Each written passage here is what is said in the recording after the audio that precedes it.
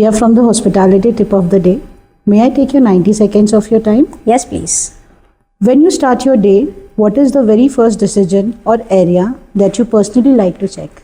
So personally, I like to visit the ADD to check the breakfast operations, because I think that's one place which sets the tone for my day.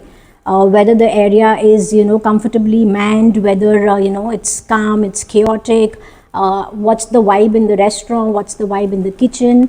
So I think breakfast operations is my favorite place to check in the morning. How do you maintain the right balance between giving freedom to your team and keeping control as a GM?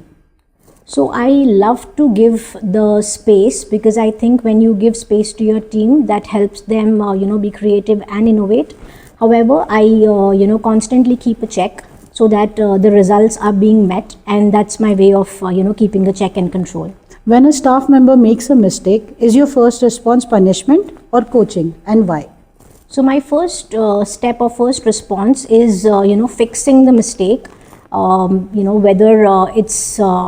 Whether it's operational, whether it's with a guest. So I first fix the issue or the mistake, and then I definitely like to figure out whether the mistake is out of incompetency, training or exposure issue, or if the mistake is out of ignorance or casual attitude. So depending on the analysis of the mistake, I then take my corrective steps. How would you define your leadership style, hands-on data driven or people-centric? So people-centric definitely, however, supported by data, because it is the data which tells you, what's going wrong and how, and it is the people which help you understand in improving, whatever is to be fixed. So I think it's a combination of both. Is there any one habit you consciously developed during your GM journey that has now become part of your working style? So I love taking rounds and speaking to people across all departments and across all levels. I think this gives me hands-on feedback about what's happening and if there is anything which needs attention. So yes, keeping in touch with your team and having these candid random conversations is something I think very critical to stay attached to what's happening. How do you decide which task to delegate and where should you be personally involved?